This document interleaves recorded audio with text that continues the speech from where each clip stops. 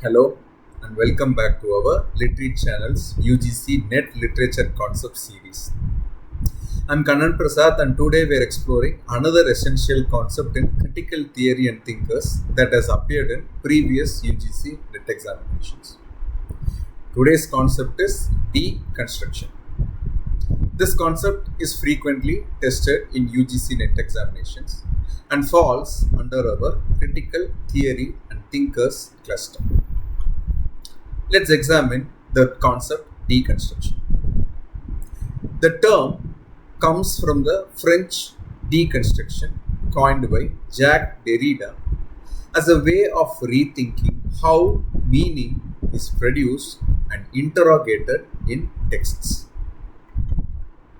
Deconstruction emerged in the late 1960s as part of the broader post-structuralist movement and reached its peak influence in literary studies during the 1970s and 1980s, though its impact continues to be felt across contemporary critical theory.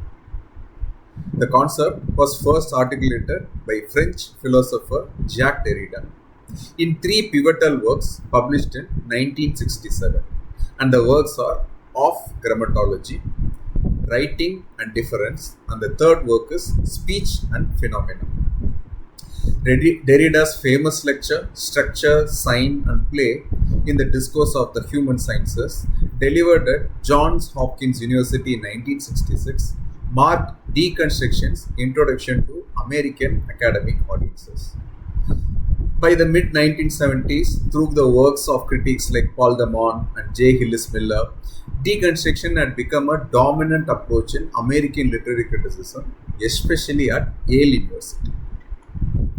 Simply put, deconstruction is a critical approach that challenges the idea that language can convey stable, definite meanings, arguing instead that texts inevitably undermine their own apparent meanings through internal contradictions and the endless deferral of significance.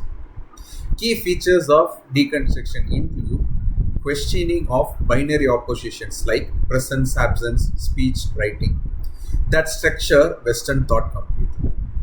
Focus on aphorias within texts, aphorias like internal contradictions or paradoxes. Attention to what texts unconsciously suppress or marginalize. Concept of difference, combining to differ and to defer, suggesting meaning is both differential and endlessly postponed.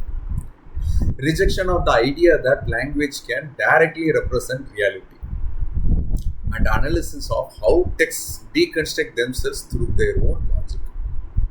For UGC NET, remember that deconstruction is not about destroying meaning, but revealing how texts generate multiple, often contradictory meanings that cannot be reduced to a single interpretation.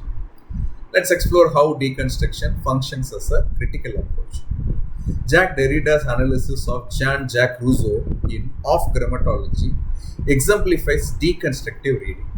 Derrida shows how Rousseau's texts privilege speech over writing, while necessarily relying on the concept of writing to articulate this preference. This reveals how texts deconstruct their own hierarchies. As Derrida explains, the outside bears with the inside a relationship that is, as usual, anything but simple exteriority. The meaning of the outside was always present within the inside, imprisoned outside the outside, and vice versa. A deconstructive approach to Shakespeare's Othello might focus on how the play simultaneously constructs and undermines racial and gender hierarchies. While the play seems to establish binary oppositions between black, white, or male, female, these categories become unstable as the drama unfolds. Othello is both powerful and vulnerable, both insider and outsider, demonstrating what Derrida would call the undecidability of these supposedly fixed categories. J. Hillis Miller's deconstructive reading of Henry James's The Turn of the Screw demonstrates how the text resists definitive interpretation. The ambiguity regarding whether the ghosts are real or hallucinations create an euphoria that cannot be resolved forcing readers to recognize the text's inherent indeterminacy. Paul Demon's analysis of Shelley's The Triumph of Life in Shelley Disfigured shows how the poem's figurative language disrupts its apparent meaning. He argues that literary language inherently undermines its own claims to representation through what he calls the rhetoric of temporality, the way language creates effects of meaning that it cannot sustain. Gayatri Spivak, who translated Off Grammatology into English, applied deconstructive approaches to post-colonial texts, showing how colonial discourse deconstructs itself by revealing its dependence on the very others it attempts to marginalize. Now, let's test your understanding with a quick quiz. Which statement best reflects the deconstructionist approach? Option A. Texts have hidden but ultimately discoverable meanings that careful analysis can reveal. Option B.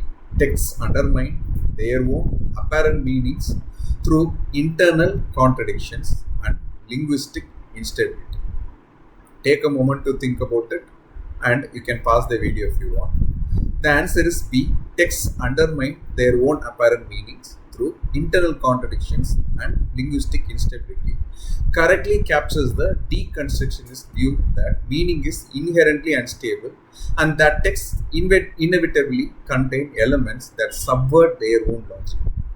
This reflects Derrida's emphasis on how texts deconstruct themselves through inherent contradictions. Option A represents a more traditional hermeneutic approach that assumes texts conceal stable meanings waiting to be uncovered, which directly contradicts deconstruction's emphasis on the fundamental instability of meaning. Remember, deconstruction is the theory advanced by Jacques Derrida that says meaning is always unstable and language is self-referential, revealing how texts undermine their own apparent logic. For your UGC NET exam, be prepared to identify key concepts of deconstruction and understand its challenge to traditional notions of meaning and interpretation. Questions shown in the video may or may not have been directly questioned in the UGC NET examination. I suggest and request that audience cross-verify the number of instances each term or concepts appear in this video. If there is an error, please check the description box for corrections. In our next video, we will explore another important concept from our cluster. Thank you very much for your support and watching Literate channel. Please feel free to comment below any queries you may have about the terms of the video. I'll see you in the next video. Happy learning.